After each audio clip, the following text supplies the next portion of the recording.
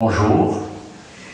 Dans cette présente vidéo, on va aborder une problématique, à savoir, c'est que l'hydrogène vert est une véritable alternative à l'énergie nucléaire. Et tous les pays s'intéressent aujourd'hui à l'hydrogène vert, y compris certains pays de notre continent Afrique et le Maroc. Alors l'hydrogène vert, c'est quoi? Alors bien sûr, l'hydrogène tout simple a été toujours extrait à partir de l'eau par le mécanisme d'électrolyse. Bien sûr, c'est une opération très ancienne, mais aujourd'hui, on parle d'hydrogène vert parce que l'électricité utilisée pour obtenir l'hydrogène est l'électricité qui provient de l'énergie solaire et des éoliens, donc des énergies renouvelables. Quand il s'agit d'électricité provenant de l'énergie nucléaire, on parle de l'hydrogène jaune. Et quand elle provient du pétrole ou du gaz, on parle de l'hydrogène gris. Donc aujourd'hui, l'hydrogène vert a un intérêt pour tous les pays parce qu'il ne produit pas de CO2, ne dégage pas de CO2 dans la nature. En plus, on peut le transporter, on peut le stocker, on peut l'exporter ou l'importer. Donc l'hydrogène vert est une opportunité pour sauver notre planète du dégagement de CO2. Tous les pays s'intéressent et la fièvre de l'hydrogène vert a aussi atteint le Maroc et le Maroc se mobilise. D'ailleurs à ce sujet, j'ai participé le 26 janvier 2023 à Fairmont, dans un hôtel à Marina à Rabat Salé, où les grands décideurs ont participé à ce forum organisé par Econ Entreprise, où on a essayé de débattre de l'avenir de l'hydrogène vert. Bien sûr, on prévoit, d'ici 2050, le Maroc prévoit de produire 9 millions de tonnes d'hydrogène vert, dont 7 millions sera réservé à l'export et 2 millions de tonnes pour les besoins internes. Et l'Europe prévoit déjà en 2030 d'importer 50% de ses besoins en hydrogène vert. Bien sûr, elle va produire 50% dans le continent Europe. Bien sûr, le Maroc, pour réussir la production, le transport, l'export de l'hydrogène vert, est exposé à certains défis. Donc il doit bien choisir des lieux où il doit produire l'hydrogène vert, sachant qu'il a une expérience, une avancée en matière d'énergie solaire et d'énergie éolienne. Et maintenant, il s'agit de réussir le stockage, la logistique, et bien sûr, dans le cadre de la mise en place d'un cadre de réglementation et de régulation adéquate.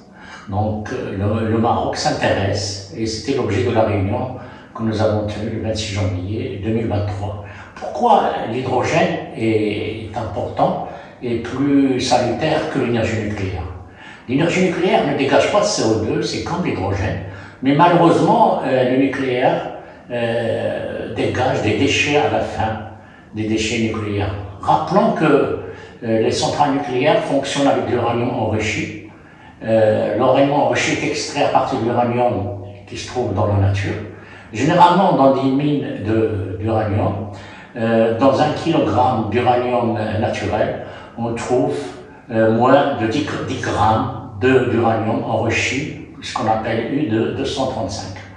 Et quand on a des atomes uranium enrichis 235, quand on les bombarde avec des neutrons, elles donnent des rayons gamma, c'est beaucoup d'énergie, plus d'autres neutrons, n supérieur à 1, plus des déchets nucléaires, Donc l'énergie nucléaire, son défaut, c'est qu'elle dégage des déchets nucléaires. En plus, comme source de neutrons, nous utilisons des éléments minéraux tels que le polonium, qui permet de produire les neutrons pour faire fonctionner les centrales nucléaires. Donc le nucléaire n'est pas, même si l'Europe a décidé de considérer le nucléaire comme énergie propre, en réalité il ne l'est pas. D'ailleurs l'Europe est exposée à un grand défi. Ils ont 60 000 tonnes de déchets nucléaires auxquels ils doivent trouver des solutions, soit les stocker en profondeur ou les traiter mais il faut une éternité pour que les éléments issus des réacteurs nucléaires soient atténués. D'ailleurs, si on prend l'exemple de la France, chaque citoyen produit 2 kg de déchets nucléaires pour justement la production de l'électricité à partir du nucléaire en France. Donc le nucléaire ne dégage pas de CO2, mais il dégage des déchets. Alors que l'hydrogène vert, bien sûr, on aura à utiliser des piles d'hydrogène vert.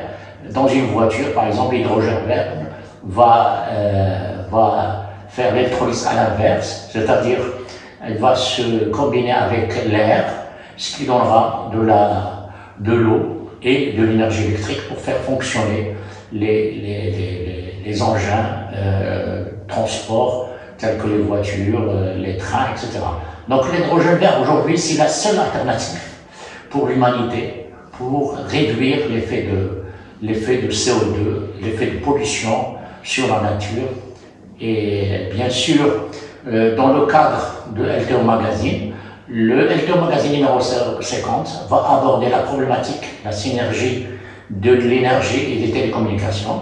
Et dans ce cadre, on a un grand entretien avec un grand acteur des télécoms, M. Mounir Khalal, avec lequel on va s'entretenir dans cet entretien sur toute la problématique posée par les télécoms et l'empreinte carbone et les efforts qui sont entrepris, y compris l'utilisation de l'intelligence artificielle, pour pouvoir mieux gérer la problématique du CO2 dans le secteur des télécommunications. Et merci beaucoup.